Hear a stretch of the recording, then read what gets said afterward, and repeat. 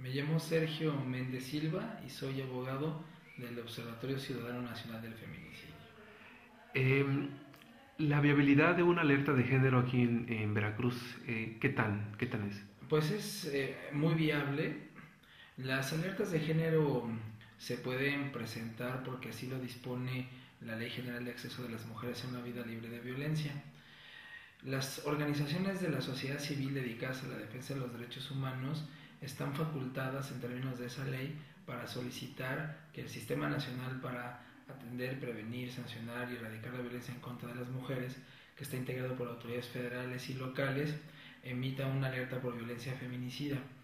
Y la ley lo único que le exige a las organizaciones de derechos humanos es que afirmen la existencia de la violencia. Es decir, la ley no le impone la carga de la prueba a las organizaciones para que el sistema investigue esa violencia. Precisamente por esa razón, la siguiente etapa dentro del procedimiento de las alertas es una investigación motivada por una solicitud de las organizaciones de derechos humanos en la que afirman que existe la violencia feminicida en la entidad. Está muy bien documentada además la violencia en esta entidad, en Veracruz, y por esa razón me parece que por lo menos jurídicamente es muy viable la procedencia, por lo menos de una investigación formal de autoridades federales y locales sobre la violencia que existe en el estado de Veracruz.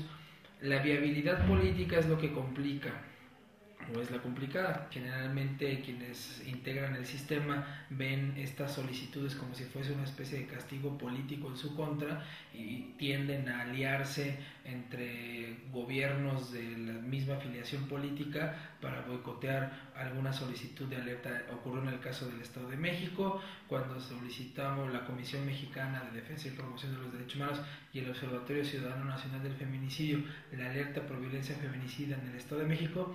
Todos los gobiernos priistas le ordenaron a las representantes de los institutos de las mujeres de esos partidos políticos que están en el sistema nacional que votaran en contra. Entonces se nota una lógica de partido entre las autoridades que integran el sistema, que no representan, por supuesto, los intereses de las mujeres, sino representan los intereses de sus gobiernos y, a fin de cuentas, los intereses de sus partidos.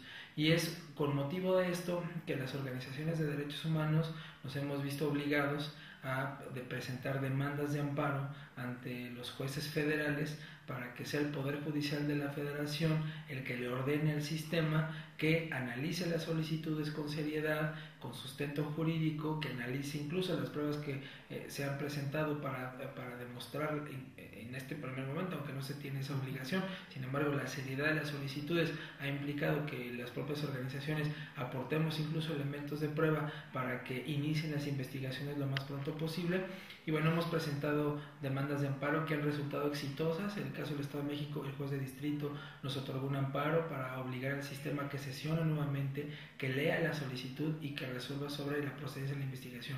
Y algo muy relevante es que el juez de distrito, incluso en esta demanda de amparo, el juez noveno de distrito en materia administrativa en el Distrito Federal, regañó a las autoridades del sistema porque les dice que hablaron de todo en la sesión del sistema, que si era un asunto político contra el gobernador de entonces, Enrique Peña Nieto. Hablaron los representantes de los institutos de las mujeres sobre qué sentían respecto de la alerta o qué pensaban, pero dice el juez, no hay prueba ni siquiera indiciaria de que hayan leído la solicitud de las organizaciones. Información,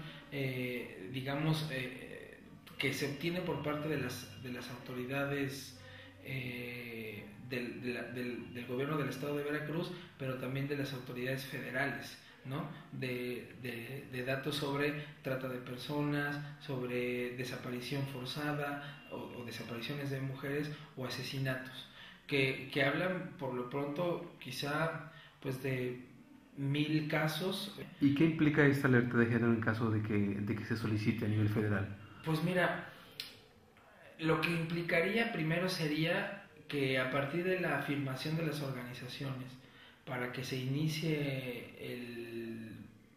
la sesión del sistema, bastaría con que las organizaciones de derechos humanos afirmaran, así es el término, afirmen que existe esa violencia feminicida.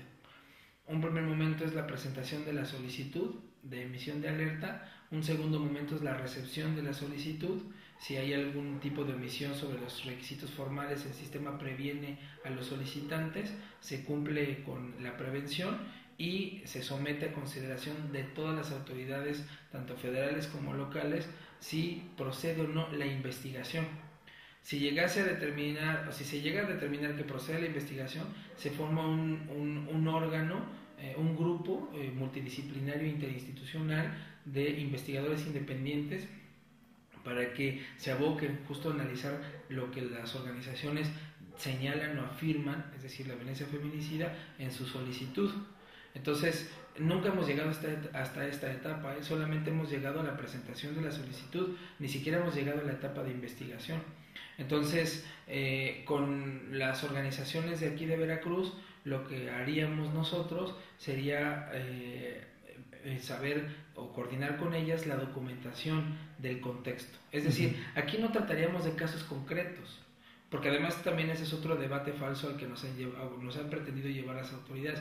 No se trata de ver en qué entidad federativa hay más mujeres asesinadas o desaparecidas, no es un tema de números, es un tema de un contexto en donde la autoridad, ya sea por acción o por omisión, no ha investigado los hechos de violencia extremos en contra de las mujeres, que atentan contra su vida y su integridad personal.